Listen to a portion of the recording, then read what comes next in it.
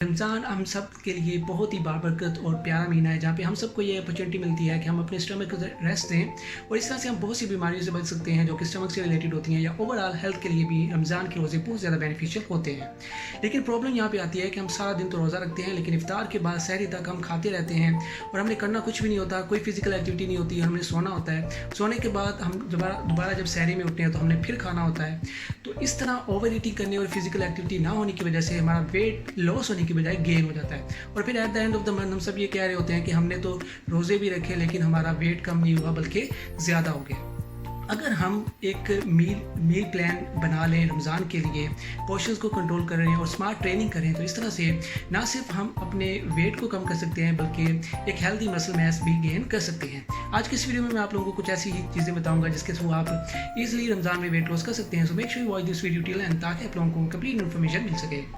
So the number one thing that you have to do is कि आपने अपने fats, sugars और salt intake को कम करना होता है। स्पेसिफिकली रमज़ान में हमारी फूड चॉइसेस बहुत ज़्यादा अनहेल्दी हो जाती हैं। इफ्तार में हम पकौड़े, समोसे और रोल इस्तेमाल कर रहे होते हैं। पीने के अंदर हम एनर्जी ड्रिंक्स, कोल्ड ड्रिंक्स, रूह अफ़ज़ाज़ और टैंक्स इस्तेमाल करते हैं। इन तमाम चीज़ों के अंदर एक तो कैलोरीज बहुत ज़्यादा होती हैं, दूसरा इनके अंदर सॉल्ट की क्वांटिटी ज़्यादा होती है, शुगर्स की क्वांटिटी ज़्यादा होती है और ट्रांस फैट्स होते हैं जो कि हमारी बॉडी के लिए बहुत ज़्यादा नुकसानदेह होते हैं और at the end weight gain की वजह भी बनते हैं।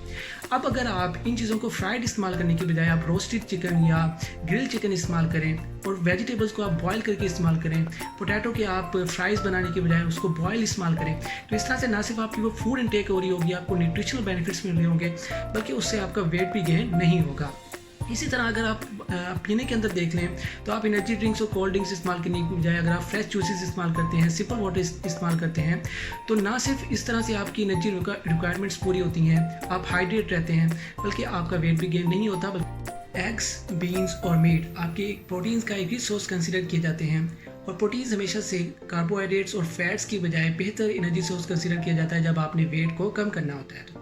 प्रोटीन्स बेसिकली आपके मेटाबॉलिज्म को बूस्ट करती हैं, जिसकी वजह से आपकी कैलोरीज ज़्यादा बर्न होती हैं, तो ओबियसली आपका वेट गेन नहीं होता है। इसके अलावा प्रोटीन्स क्योंकि ईजिली डाइजेस्ट नहीं होती तो आपको एहसास दिलाते हैं कि अभी आप फुल हैं तो अभी आपको और खाने की ज़रूरत नहीं है। वो हार्मोन्स जो कि आपको भूख का एहसास दिलाते हैं, प्रोटीन्स की वजह से वो कम रिलीज होते हैं और वो हार्मोन्स जो आपको ये एहसास दिलाते हैं कि अभी आप फुल हैं तो अभी आपको और खाने की ज़रूरत नहीं है, उन हार्मोन्स की जो प्रोडक्शन ज़्यादा होती है। और ये जो तमाम कंडीशंस हैं वो प्रोटीन्स को एक आइडियल डाइट बनाती हैं आपके वेट को कम करने के लिए। सब्जियों को आप सलाद की फॉर्म में अपनी डाइट के अंदर शामिल कर सकते हैं। सलाद ना सिर्फ हेल्दी होता है बल्कि आपको न्यूट्रिशनल बेनिफिट्स प्रोवाइड करने के साथ साथ बहुत ज़्यादा डिलीशियस भी होता है, तो आपको इसको जो है वो ईजिली और मज़े से इस्तेमाल कर सकते हैं। वेजिटेबल्स जो हैं वो रिच सोर्स होती हैं आपके न्यूट्रिएंट्स का, फाइबर्स और एंटीऑक्सीडेंट्स का, जो कि ना सिर्फ आपको जो है वो एनर्जी प्रोवाइड करते हैं, आपकी बॉडी को हाइड्रेट रखते हैं, बल्कि इम्यून सिस्टम को बूस्ट करने के साथ साथ आपकी बॉडी के अंदर इन्फ्लेमेशन को भी कम करते हैं और इस तरह से जो वेट गेन इश्यूज़ हो रहे होते हैं उनके अंदर कमी लाते हैं। तो आप अपनी डाइट के अंदर वेजिटेबल्स को इस्तेमाल करके भी अपना वेट जो है वो कंट्रोल कर सकते हैं और वेट गेन की प्रॉब्लम जो आ रही होती है रमज़ान के महीने में उससे आप बच सकते हैं। Stay hydrated. मीठे मशरूबात, कार्बोनेटेड ड्रिंक्स और एनर्जी ड्रिंक्स को इस्तेमाल करने की बजाय फ्रेश वाटर और फ्रेश जूस इस्तेमाल करने से एक तो आपकी बॉडी के अंदर पानी की कमी पूरी होती है, आप हाइड्रेटेड रहते हैं, आप जो है वो फटीग महसूस नहीं करते और आप ओवर ईटिंग से भी बच जाते हैं। और वेट लॉस के लिए आपका हाइड्रेट रहना बहुत ज़्यादा ज़रूरी होता है, इसलिए मेक श्योर करें कि आप इफ्तार और सहरी के दरमियान ज़्यादा से ज़्यादा पानी पीते रहें वक्फे से,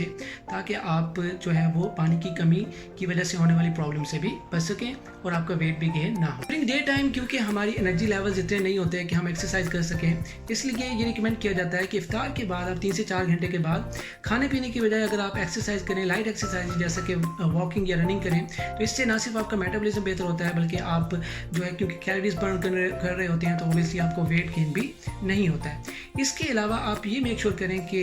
इफ्तार के बाद ख़ास तौर पे